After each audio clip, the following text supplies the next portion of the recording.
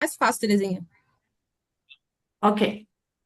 Olá, estamos mais uma vez no nosso congresso 21 dias de ativismo pelo fim das violências contra as mulheres. E hoje é o quarto dia. Estamos no Rio Grande do Sul, Porto Alegre, no Instituto dos Advogados do Rio Grande do Sul. Quem nos recebe hoje é a nossa presidente, doutora Sulamita Cabral, a quem desde já eu agradeço.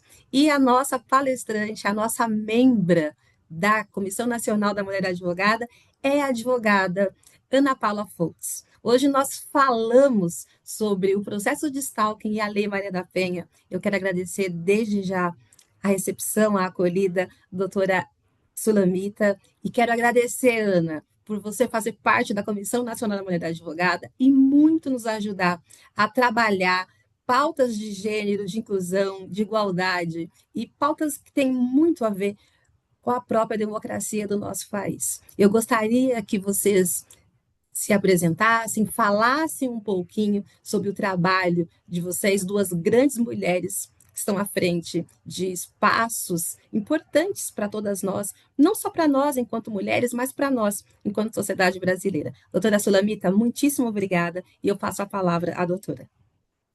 Bom, em primeiro lugar, eu quero dizer que o Instituto está muito honrado com a presença daqui da doutora Dione Almeida e também estamos junto com a nossa associada muito ativa, a doutora Ana Paula.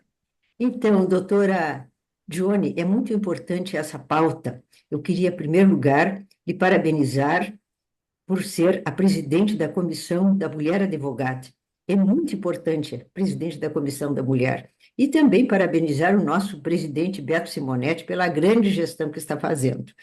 Essa pauta é importantíssima porque cada vez mais nós vemos que a nossa sociedade pratica violência, e principalmente contra as mulheres. Eu, há muito tempo, conheci pessoalmente a Maria da Penha. Ela veio a nosso convite aqui no Rio Grande do Sul e contou tudo o que aconteceu até ela conseguir que surgisse a Lei Maria da Penha para proteger as mulheres. Bom, rapidamente, o meu nome, então, é Sulamita Santos Cabral, eu sou presidente do Instituto dos Advogados do Rio Grande do Sul e apenas fui a primeira mulher eleita para presidir o Instituto, já em 97, 99. Depois tive outros. Fui do Tribunal Regional Eleitoral, fui também a primeira mulher que presidiu sessões do tribunal aqui no Rio Grande do Sul, fui secretária-geral com muito orgulho em duas gestões do Cláudio Lamac, nosso grande e querido Cláudio Lamac, e depois voltei ao Instituto. E desde então, estou sempre sendo eleita em chapa única, porque aqui no Instituto nós temos uma união muito grande, os sócios, a diretoria, enfim, e cada um está procurando fazer o melhor. E agora, inclusive, nós vamos lançar o livro dos 99 anos. Por quê? Porque o Instituto, ano que vem, vai fazer 100 anos. E a doutora Ana Paula é uma das autoras do livro. E ela está falando sobre violência. Eu já li o artigo, muito importante. Quer dizer, são artigos variados sobre temas importantíssimos. Então, mas o que nós queremos é ouvi-las. Então, sejam bem-vindas e parabéns por tratar desse tema tão necessário na nossa sociedade. Bom, primeiramente, doutora Silomita, eu quero agradecer a acolhida que a senhora sempre trouxe a nós mulheres dentro do Instituto. A senhora é uma referência para todas nós, um exemplo a ser seguido, e estamos galgando bons frutos do nosso instituto. Muitas temáticas novas, né? Eu atuo com o Dr. Jorge de Trindade no Departamento de Psicologia Jurídica do Instituto. Muito feliz de fazer parte dessa família, né? Porque não somos colegas, somos realmente uma família, nos preocupamos uns aos outros. E eu fico muito feliz em recebermos a doutora Dione neste nosso bate-papo, num tema tão importante que é a violência de gênero, a violência contra a mulher. Doutora Dione, seja muito bem-vinda. É uma alegria também muito grande fazer parte do grupo junto ao Conselho Federal, liderado pela senhora, e que conte sempre conosco, com as advogadas gaúchas, estão sempre empenhadas em um mundo melhor para as mulheres, não só na advocacia, como um todo. Muitíssimo obrigada. O prazer é meu, a minha gratidão pelo trabalho, não só na sociedade gaúcha, mas também agora conosco na Comissão Nacional da Mulher da Advogada, Ana, nós falamos muito sobre violências, todos os tipos de violências contra mulheres. E as redes sociais e o mundo digital é algo que precisa ser debatido e que merece a atenção de toda a sociedade. Nós sabemos a velocidade que tudo o que acontece nas redes ganha no mundo, e nós sabemos os impactos das violências contra as mulheres no mundo digital. Esses impactos são muito maiores. Antigamente era uma cidade pequena, acontecia alguma coisa, algum tipo de violência, algum tipo de atitude deletéria para a honra, para a imagem dessa mulher, e ficava ali nas redondezas, no bairro, na quadra, no clube, naquela cidade pequena. Hoje, o alcance é mundial, numa velocidade assim, gigantesca, e daí a necessidade de nós debatermos. Eu acho que nós caminhamos para começar a pensar em como proteger a mulher nesse mundo digital. No começo da minha presidência, doutora Larissa Matos, que também é membro da Comissão Nacional da Mulher Advogada, e eu enviamos duas sugestões de texto normativo para se colocar numa lei que a uma organização internacional estava pensando, mas ainda é tudo muito tímido, nós estamos engatinhando, né, nesse tema. E, ao mesmo tempo, nós temos muita pressa de proteger mulheres. E quando nós falamos em proteção de mulheres, é claro que nós temos que falar que há violências, e na maior parte das vezes essas violências são cometidas por homens, nós falamos em Lei Maria da Penha. E nós sabemos como alguns homens têm se comportado no sentido de prejudicar cada vez mais essas mulheres. E eu gostaria muito que você abordasse para nós, sem juridiquês nenhum, até porque o nosso objetivo não é só alcançar a advocacia brasileira, mas, ficando no YouTube, que nós possamos alcançar todas as mulheres em diferentes classes, raças e grau de instrução intelectual diferente, com palavras muito simples, como tudo isso funciona, como essas mulheres podem ser protegidas, para quem elas buscam a ajuda, e como nós, enquanto advocacia, podemos desempenhar o nosso papel, que é de proteção, que é de respeito à legislação, que não condiz com revitimização, que não condiz com violências de gênero, nem estereótipos e nem preconceitos, como nós, mulheres, homens e a advocacia brasileira, conseguimos nortear tudo isso para que a gente continue seguindo nesse caminho, que é um caminho de respeito, de igualdade, de saúde, de sucesso, de proteção e de respeito a todos os tipos de direito e de combate a todos os tipos de violências, seja ela patrimonial, psicológica, física e por aí vai. Está com você a palavra. Presidente, eu acho super importante isso. Antes de passar para a palestra propriamente dita, eu queria comentar um card que eu repostei nas redes, que é da Secretaria Estadual da Mulher, aqui, né, no Rio Grande do Sul. E a chamada é uma foto de uma mulher, e temos hashtag não tem desculpa para a violência digital, nessa campanha dos 21 dias de ativismo, né? E aí, essa foto dessa mulher, ela é tomada de emojis depreciativos, né? O que a senhora falou do alcance agora que temos da difamação, da calúnia, né, dos xingamentos, é até a lua. Então, por isso temos que falar sobre a violência também nas redes, a violência contra a mulher nas redes, né? E o nosso legislador, ele nos trouxe, agora passando para a palestra propriamente dita, que a Lei 14.132 de 2021, ela tipificou essa prática, a prática do stalking, de se colocar nas redes figuras depreciativas, de ficar, como agora falamos, né? Nas redes, as mulheres, não só as mulheres, qualquer pessoa facilmente é localizada, você sabe o local, estou aqui postando, a sua família, isso tudo deixa um grupo que já é vulnerável, a mulher, como por si só, já é vulnerável frente à sociedade como um todo, né? Sujeita a violências tremendas, de gênero, físicas, né? deixa ainda mais vulnerável com esse acesso que temos às redes, né? E é o alcance do mundo todo. Então, pela Lei 14.132, tivemos a tipificação. A tipificação do crime de stalking ou perseguição ainda foi tardia aqui no Brasil. O crime de stalking ele já é tipificado há muitos anos por países da Europa, sendo que os Estados Unidos foi o primeiro país a realmente criar uma lei e tipificando a conduta.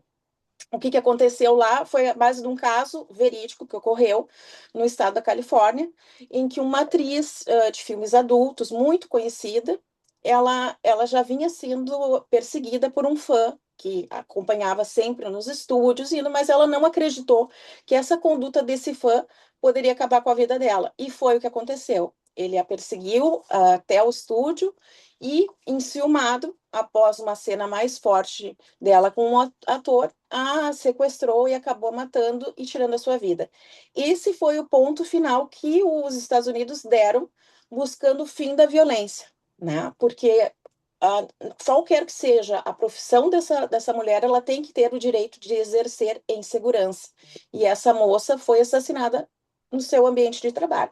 Então, a prática de stalking, ela tem como vítimas a maioria esmagadora mulheres. Também ocorre com homens, isso também não podemos deixar de citar, né? Homens ou relacionamento homoafetivos também estão sujeitos, mas a maioria das vítimas esmagadora é a mulher ainda. Então, nós trouxemos no artigo 147-A, esse artigo foi colocado pela essa lei, e ele nos diz que perseguir alguém reiteradamente, por qualquer meio, muito importante, não falamos só do stalking nas redes, então também stalking pessoal também já é tipificado, ameaçando-lhe a integridade física, psicológica, restringindo a sua capacidade de locomoção ou, de qualquer forma, invadindo ou perturbando sua esfera de liberdade. A pena passou de 6 meses a 2 anos de prisão, mais multa, com o agravamento de o agente passivo, o sofredor da agressão, ser a mulher. Então, a gente vê essa mudança legislativa, ainda que tardia, mas na questão de proteger mais a mulher. A aplicação da Maria da Penha, como é que ela vai funcionar junto com a lei de stalking? Ela foi parceira da lei de stalking, porque se esse stalking ocorrer dentro da unidade familiar, no contexto familiar, questões que a pessoa tinha uma medida protetiva e mesmo assim está sendo perseguida, o juiz vai conseguir aumentar a pena, nesse caso, por o crime de stalking também ser aplicado com a Lei Maria da Penha. Isso foi muito importante porque antigamente a perseguição, quando ela não vinha expressamente tipificada, ela tinha uma pena muito baixa, ia para o juizado especial federal, no juizado especial civil ou federal, conforme for, e ela nesse contexto, a punição era mínima para o agressor. E essa mudança legislativa trouxe um aumento considerável e também a aplicação de medidas urgentes e protetivas que podem ser pedidas, como o afastamento do agressor, a proibição de qualquer contato, a proibição de comunicação, restrição de visitas dentro do âmbito familiar, em caso de filhos, e também acesso à rede de proteção. Isso é uma coisa muito importante, pois os abrigos, agora, aqui no Rio Grande do Sul, especificamente, temos um apoio psicológico e assistencial muito forte à mulher, e essa rede de proteção, imediatamente o juiz deferindo as medidas, a mulher já pode usufruir. Então, o processo, ele tende a ser mais rápido, porque a movimentação se dá até mesmo diretamente pelo Ministério Público na chegada da medida. Eu não sei se vocês querem fazer alguma consideração, se quiserem, interrompam. E outra importante modificação foi o aumento da pena, né? Esse 1/4 de pena que teve o seu aumento. O que a gente tem que configurar sempre e demonstrar juridicamente é a habitualidade daquele ato, né? A perseguição, para ela vir a ser punida, ela não pode se limitar a uma única vez, a uma vista nos stories daquela mulher. Ela tem que ser reiterada, né? Para que o tipo penal efetivamente ocorra. Valendo, então, a perseguição não somente pessoal, física, mas também nas redes sociais. A senhora queria falar alguma coisa, doutora Sulamita? Não, acho muito importante, inclusive agora está dando nos nossos jornais que o negócio do nude. Pegam as mulheres apareceu até, parece que uma senadora, e foram jovens aqui do Rio Grande do Sul. Que E fizeram, também aconteceu numa escola aqui da capital, as meninas apareceram nuas, e não era verdade. não era Aquilo verdade. foi montagem dos colegas, que inclusive foram bem castigados. Quer dizer, é uma coisa muito importante isso. Importante. Isso aí é muito importante. Eu acho que essa violência contra a mulher, das mais variadas formas, ela tem que ser combatida, e eu estou louvando essa atitude, esse trabalho maravilhoso que a OAB está fazendo. Até esse caso, aqui no Rio Grande do Sul, mas houve um caso em São Paulo, ele até é um caso paradigma, que foi como a senhora falou, era uma escola no interior que um aluno estava chateado porque o objeto de desejo dele não quis namorar com ele, ele entrou no Instagram dessa menina, que era aberto, não tinha pedido de aceitação de amizades e coisa, e pegou uma foto dessa menina e mais outras 3 colegas e tirou a roupa delas e publicou nos stories dela, como se elas estivessem nuas na rua, né? Isso causou assim uma comoção terrível, porque expôs não só o objeto de desejo dele, mas também outras menores de idade, né? E aí a gente busca também a questão, não sei se vocês se lembram, devem se recordar do caso da Carolina Dickmann, que veio a se transformar numa lei, né? Que ela teve nudes, que ela tinha fotos íntimas que ela tinha tirado para mandar para o marido, e elas foram pegas por hackers. E isso aí foi vazado e foi se criada essa lei nova aqui também, a Lei 2737 de 2012, que é considerada um marco legal na proteção da mulher e conhecida como Lei Carolina Dickmann, justamente porque houve o vazamento dessas imagens íntimas dessa mulher. Também uma forma muito grave de violência. Doutora Dione, a senhora quer falar alguma coisa? Então, eu sigo. E aí eu gostaria de trazer outra mudança legislativa, que foi o aumento de pena em caso de modificação de imagem pela inteligência artificial, que é o caso que a doutora Sulamita citou da escola aqui, e do caso dessa escola em São Paulo, que a imagem foi alterada por inteligência artificial. Então, a gente tem, o legislador está muito atento a essas mudanças, porque a inteligência artificial ela veio como um benefício para todos nós utilizamos, as crianças utilizam, né? Mas também tem os malefícios das mudanças que a inteligência artificial pode vir a fazer em imagens e muitas vezes dificílimos de vermos que aquela imagem é falsa, é fake. E ele, então, incluiu o parágrafo único que traz um aumento de pena no caso de alteração das imagens da mulher nas redes pela inteligência artificial.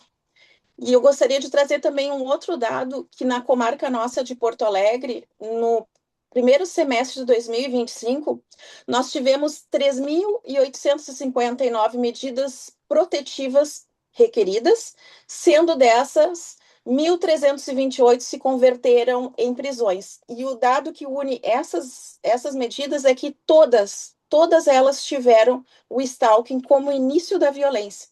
Então, como é importante essa proteção legal, né? E esse instrumento que temos para a utilização de combate à violência nas redes ou pessoal.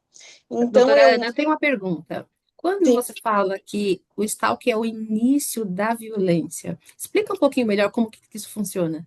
porque o stalking, a gente pega, por exemplo, nós fazemos muitas oficinas aqui no Tribunal de Justiça de apoio de violência às mulheres, né? Aquela olhadinha nas redes deu início ao stalking futuro. Pode parecer assim uma coisa boba, singela ou inocente, mas aquele início que começa a verificar qualquer story que a pessoa poste, né? Visualizando, visualizando, visualizando. Como a gente falou, agora a gente está exposto ao mundo, né? Os nossos telefones, eles já dão a nossa localização. Ah, está em tal lugar, né? Então, esse stalking ir nas redes da mulher, olhando, verificando, e em caso, claro, não são todas as pessoas que vão cometer o crime da violência, mas nos crimes esses que a gente colocou ali da quantidade de medidas, todas elas iniciaram com olhadas na rede e verificação de stories para procurar aquela mulher.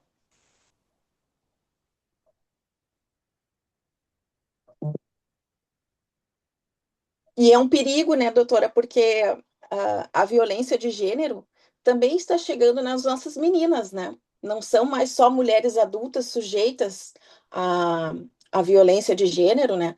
E mais ainda pelas redes, porque o mundo virtual, nós sabemos, é um mundo obscuro, não sabemos quem está do outro lado, né? E temos também casos de meninas abordadas naqueles jogos, né, em que não se vê a cara do outro jogador e ele começa a tratar com aquela menina pelos jogos, jogando e marcando. E tivemos o caso agora de uma prisão recente aqui no Rio Grande do Sul, e era um pedófilo que estava do outro lado, se identificando como um menino de 13 anos.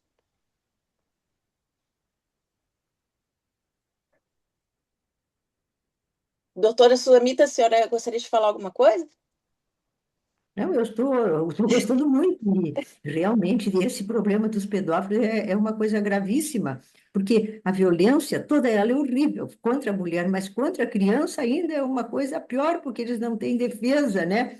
Uhum. E aqui no Rio Grande do Sul nós tivemos também problemas de violência contra a mulher, que nós conhecemos bem, que teve uma repercussão muito grande, que felizmente agora parece que está sendo amainado, mas eu acho que a mulher, ela tem que se proteger, ela tem que se proteger, ela tem que ter consciência, certas coisas ela não pode, certos convites, ela não pode aceitar, ela tem que saber até onde ela pode ir, o que que é razoável e o que que não é.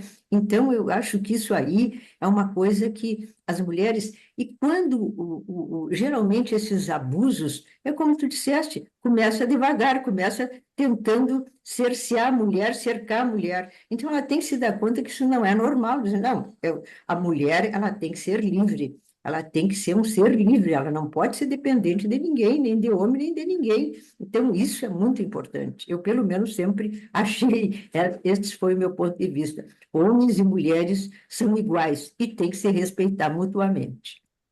E eu acho que é importante também a gente falar da questão que a mulher não deve se calar, porque muitas mulheres têm vergonha de dizer que estão sendo assediadas, né? Até porque tem casos que a gente viu nas mídias, não sei se vocês se recordam, eu não me recordo qual é o estado, mas na Assembleia de um estado desse, uma deputada estadual, ao falar com o presidente, veio um outro colega e apalpou Ah, ela, né?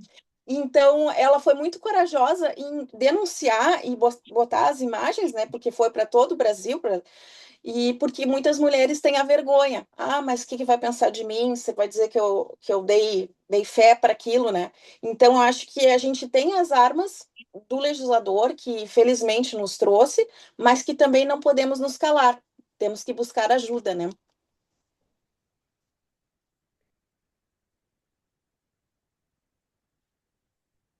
Doutora Perfeito, Dila, Ana.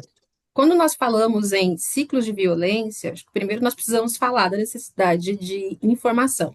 Acho que a OAB tem um papel importantíssimo, as escolas têm um papel importantíssimo. Nós estamos falando de pessoas vulnerabilizadas, nós estamos falando de mulheres que, independentemente da idade, da situação financeira, está numa situação de desvantagem. Inclusive, nós temos ainda uma cultura tão alicerçada no patriarcado que nos permite, com muita tranquilidade, atribuir às vítimas a culpa de um crime que ela é vítima.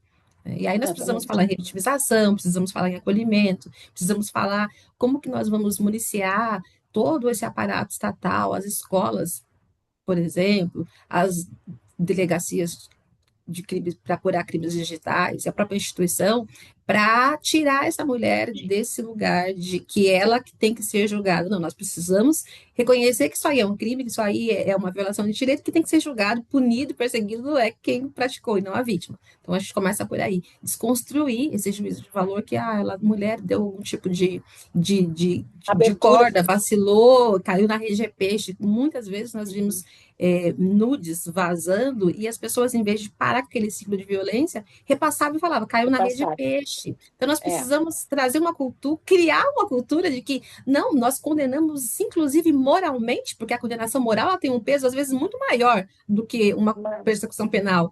Nós precisamos punir moralmente as pessoas que repassam esse tipo de nudes, de fotos, por exemplo. Mas, ao mesmo tempo, quando nós falamos em pessoas mais jovens, e nós falamos em pessoas que são mais vulneráveis e que podem, inclusive, cometer um suicídio, porque não sabem lidar com aquela situação. Então, primeiro, eu acho que nós precisamos orientar a nossa família, os nossos filhos, nesse sentido, sabe? De que, olha, isso pode acontecer e você jamais será a pessoa que será condenada moralmente. Porque Uhum. eu preciso que o outro tenha a liberdade e o conforto, entre aspas, de chegar e falar: eu estou sendo vítima de um stalking.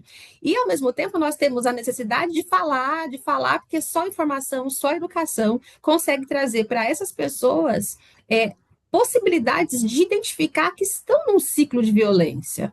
Muitas vezes nós acordamos de manhã, mulheres acordam de manhã com notificações lá no Instagram que fulano de tal curtiu sua foto. Você vai ver, a pessoa curtiu uma foto sua que foi postada no ano passado, por exemplo, né? Uhum. E curtiu 10 fotos em seguida, às 3 horas da manhã. Né? Uma Uhum. mulher mais experiente, ela sabe lidar com isso, ignora com muito sucesso muitas vezes. Mas como que fica isso quando nós estamos falando de crianças? Esses dias passou uma matéria falando que, olha, identifique os emojis, esses emojis que são relacionados à pornografia, por exemplo. Uhum. Muitos Sim. pais não têm nem Nem ideia. conhecimento que isso existe. Então, E como até que porque esses nós emojis são, tu olha, são cândidos, né? São frutas, bonitos. eu não conhecia. São Aham. frutas, são desenhozinhos que parecem que são Anjinhos, né? inocentes, E isso tem né? toda uma Então, legenda de pedófilos, gosta de meninas, gosta de meninos, né? exato. Então, como nós conseguimos trazer, e aí eu gostaria muito de aspectos mais palpáveis, mais práticos, como nós mostramos para essas mulheres, como orientamos essas mulheres do Brasil sobre esse ciclo de violência. Mas mais que isso, como que elas, ao identificar isso, para onde elas vão, quem elas procuram, quem pode orientá-las melhor, se há pesquisa, se há cartilha, se há algum instituto, no sentido de proteger essas mulheres. Porque nós É, falamos muito, são criminosos, são criminosos, são criminosos, e nós já sabemos disso, isso aí é inquestionável. Mas como nós protegemos as vítimas, nós precisamos ter diretrizes para sim. acolher essas mulheres e para, na medida do possível, salvaguardar e conter os danos que tudo isso pode causar na vida de uma pessoa, chegando ao ápice, que é a pessoa se suicidar. Suicidar. Eu acho muito importante isso que tu colocasse, e a questão central, eu volto, é a educação, né? A gente não tem que ter medo de falar para as nossas filhas, né, que tais condutas não são normais de amizade, né, de acolhimento. Então, o Estado está fazendo a sua parte, legislando. E nós, como sociedade civil, como entidades, eu acho que o cunho educacional deve estar presente nas escolas, nos nossos departamentos. Cartilhas é uma coisa tão simples que podem ser feitas nos próprios institutos, dentro da ordem. A gente sabe, teve uma campanha na ordem, não era referente à violência contra a mulher, mas foi feita uma cartilha e aquilo ali foi muito elucidativo, chegou em outras pessoas que não advogadas e advogados, né? Então, eu acho que essa é a principal questão, a educacional. Aqui eu queria referir também, nós estamos em um procedimento para formação, eu faço mestrado em segurança pública pela Universidade Federal aqui do Rio Grande do Sul. E a minha tese ela é justamente o observatório da Lei Maria da Penha, de nós fazermos essa ponte dos casos que estão chegando e filtrando aqueles casos, e essas mulheres terem um pronto atendimento pelo Serviço de Atendimento Judiciário Gratuito da faculdade, né? Porque o acesso à proteção dessa mulher também via judicial também é dificultado pela violência patrimonial e econômica. Muitas mulheres não têm condições de arcar com um advogado, buscam asseio na Defensoria Pública, mas na Defensoria Pública nós sabemos a demanda é muito grande, demora, né? Então, eu acho que são possibilidades assim que a gente, como sociedade civil, pode se unir ao Estado e fazer grupos de apoio, cartilhas, né, dentro das universidades, né, buscando o apoio, por exemplo, de faculdade de Direito, faculdade de Medicina também, falando de doenças também, que é uma questão muito importante na violência de gênero, né, muitas mulheres são contaminadas pelos seus parceiros, nem sabem que o parceiro estava se relacionando com outras pessoas e acabam contraindo doenças graves. Então, eu acho, doutora Dione, que bate muito na educação e no apoio, né? Aquele círculo de apoio da mulher e da sociedade.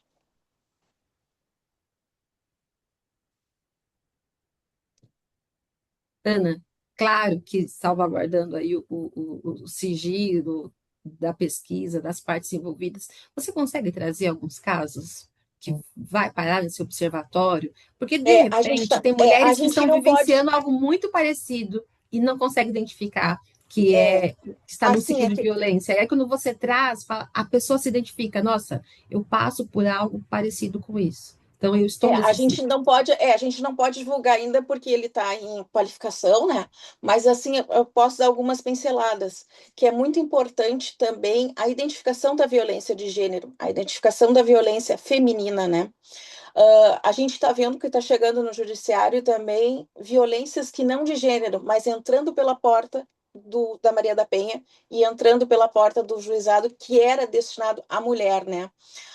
Violências de mãe para filho estão chegando no judiciário pela VD e é um caminho errôneo, né? A VD, a proteção dela é a mulher e a violência de gênero especificamente, né? Ou dentro de uma relação homoafetiva, aquela violência dentro dessa união. Eu tenho uma Então, consideração. Isso está chegando de uma forma por não ter para onde ir ou algo estratégico para esvaziar e esvaziamento. inviabilizar a Tudo própria dinâmica e o próprio bom andamento da vara de violência doméstica. Porque exatamente. isso é sério, né? Isso é sério. É O usar um que se tem. instrumento, um artifício, uma estratégia para que aquela vara ela perca a função Sim, automaticamente e porque viabilize a apuração e o a andamento, né, persecução. doutora?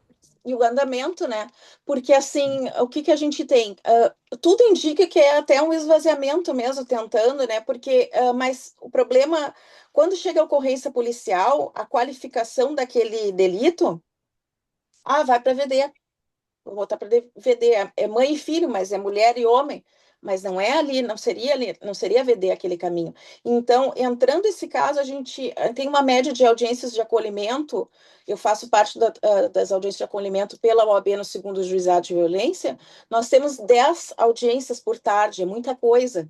E às vezes chega assim, dessas 10, 3 não seriam violências domésticas, né? Então, o problema, eu acho, mais uma vez, da educação, daquele do início do BO, o policial que faz o atendimento àquela ocorrência, ele tem que estar bem ciente do que significa uma violência de gênero, né? Para não colocar como violência de gênero uma questão pai e filho, pai e filha, na vara de VD, porque está tirando o atendimento da vara de VD para uma mulher que realmente se encontra numa posição de vulnerabilidade. E isso é um crescente não só na segunda VD, a gente observa também na primeira.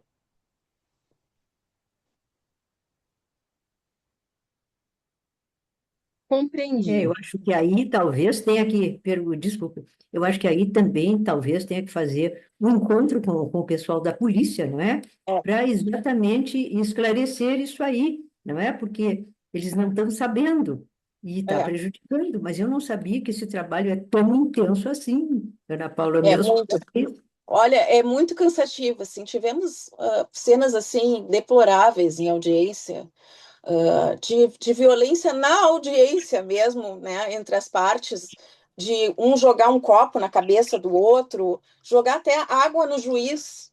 Já presenciei isso, então é uma coisa muito, muito triste no que se transformou a violência, né? E ela já passa daquele espaço na casa da pessoa, já está chegando no judiciário e o judiciário também está sofrendo violência, né? Ana, vamos fazer o caminho das pedras. Eu identifiquei que eu estou sendo vítima de stalking, estou sendo vítima de uma violência muito parecida com essas que você trouxe para a gente aqui. Qual é o meu primeiro passo? Onde eu vou? Com quem eu falo? O que eu faço? E como eu sei que eu estou sendo bem atendida, que estão usando todos os meios para que o meu direito seja resgatado e restabelecido? Qual é o caminho das pedras? Eu É, identifiquei. Eu estou sendo vítima. Fui vítima de stalking ou algo muito parecido. O que eu faço? Porque eu acho que é importante a gente trazer elementos muito sim. práticos para que a gente É, deixe aí para a sociedade alguma contribuição nesse sim. sentido. Eu acho que, primeira coisa, tu tá desconfiando que tu está sendo vítima de um crime de stalking, né? Para que esse crime não evolua para uma violência física, né? Uma violência de gênero física, tu procurar primeiramente a polícia, né? Delegacia de polícia, tu vai narrar os fatos constitutivos e ali o policial vai dar um encaminhamento, vai dizer, não, não Precisa ser configura. necessariamente uma delegacia de mulher? Tem Delegacia de lugares que não mulher, temos, né? Tem lugar necessariamente, que não né? tem. Aí que não tem, O lugar que não tem é atendido pela delegacia, eu não vou dizer padrão, né, mas a delegacia geral sem os subtítulos, aquelas que é a delegacia das crianças, delegacia dos crimes cibernéticos, né, a delegacia geral, porque nas comarcas pequenas, nas cidades pequenas, é uma delegacia para tudo, né? Então, não tendo delegacia, o ideal é ir numa delegacia da mulher. Ou crime cibernético, se for a questão do stalking nas redes, né, a perseguição nas redes. Não tendo esses dois subtipos, na delegacia da sua cidade, né? Procurar a delegacia da sua cidade. O ideal é que essa mulher tire prints das mensagens recebidas, tire prints da tela. Quanto mais prints para corroborar o que está acontecendo, porque a gente sabe que as redes podem ser facilmente apagadas, né? Então, as mensagens podem desaparecer. Então, ela recebeu a primeira mensagem, já tira um print e vai guardando, vai ser o seu apoio, né? Procurar, então, uma delegacia, ou então a Defensoria Pública também, ela já vai fazer, se a pessoa não tiver condições de constituir um advogado, não sabe o que fazer, também é uma orientação muito boa da Defensoria, né? Eu acho que esses são os principais caminhos. E a documentação forte, né? Tu sempre printar, tu ter as tuas redes, se chegou mensagens, printar ali nos stories ali, quantas vezes, quanta curtida, o horário. Isso, a prova é essencial. e é importante lembrarmos que não é para fazer uma coleção, esperar fazer provas durante um Não. ano, durante um mês. Não, no primeiro sinal, nós precisamos buscar ajuda. Não dá, eu percebo que muitas pessoas elas têm um desconforto em falar que, né, eu estou passando por uma situação que eu estou achando estranho, que está desconfortável, e nós precisamos naturalizar o falar, o tratar sobre o tema e nos colocarmos nesse lugar de vítima, porque é o lugar de Uhum. vítima, e a gente precisa compreender isso, que não é a culpa da pessoa.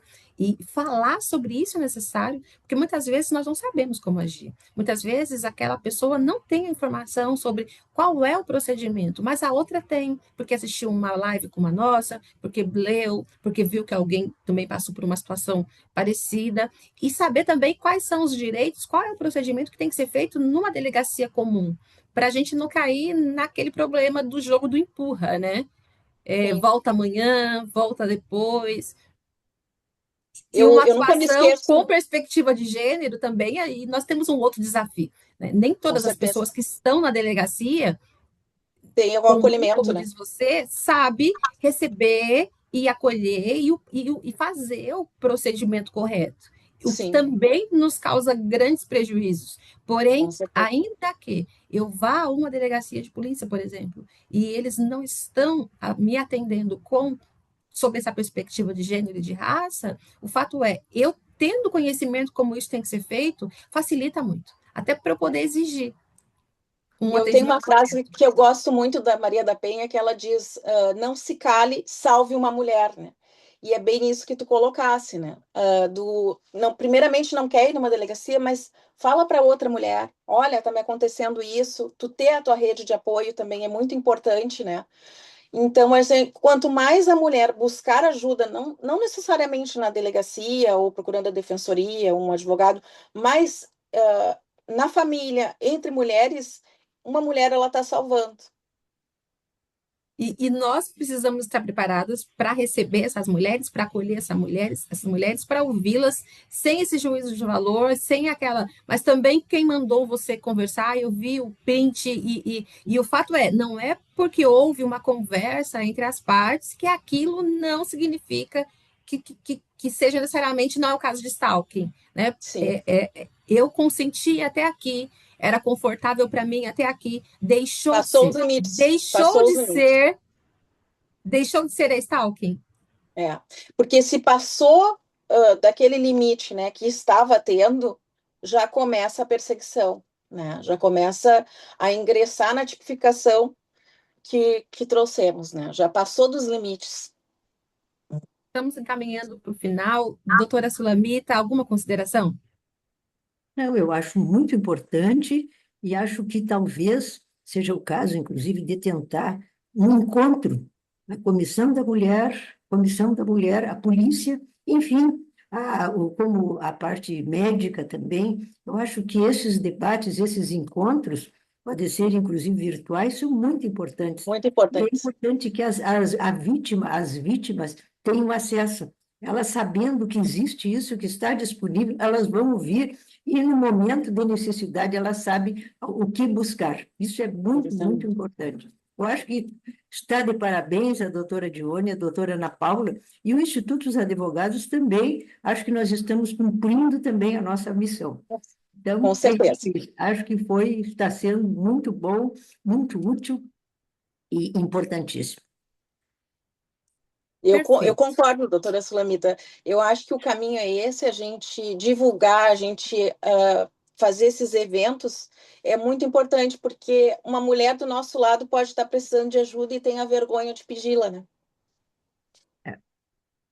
Perfeito. E nós adoramos encontros presenciais, nós adoramos estar com as colegas advogadas, mas também nós temos uma preocupação, que é alcançar todo o Brasil, e não são somente advogadas, tem pessoas que estão aí nos rincões do país, tem pessoas que não têm acesso a uma consultoria jurídica, a pagar uma consulta com um advogado, uma advogada. E quando nós saímos e ficamos nas redes, nós temos maior alcance, e aí nós estamos aí falando numa prontidão de 24 horas, que qualquer mulher que jogar lá em stalking, violência doméstica, vai ver o quanto a doutora Ana Paula e o Instituto dos Advogados do Rio Grande do Sul contribuiu para que isso fosse possível. Então, desde já eu agradeço muito o Instituto dos Advogados do Rio Grande do Sul, e o faço na pessoa da doutora Sulamita Cabral. Agradeço, Ana Paula, você, Ana Paula Foltz, que está conosco na Comissão Nacional da Mulher Advogada, e é uma alegria saber que eu posso contar contigo para trabalho, e para a gente é muito gratificante.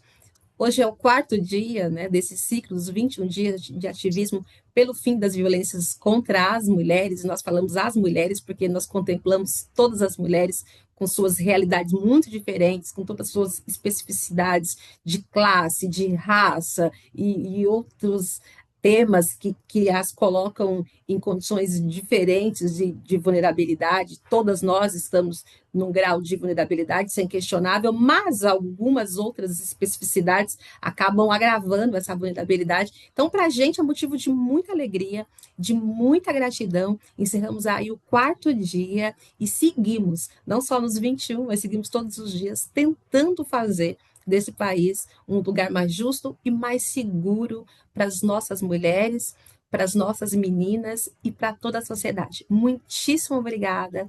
Fiquem conosco e acho que Doutora juntas Dione, somos eu muito gostaria mais também fortes.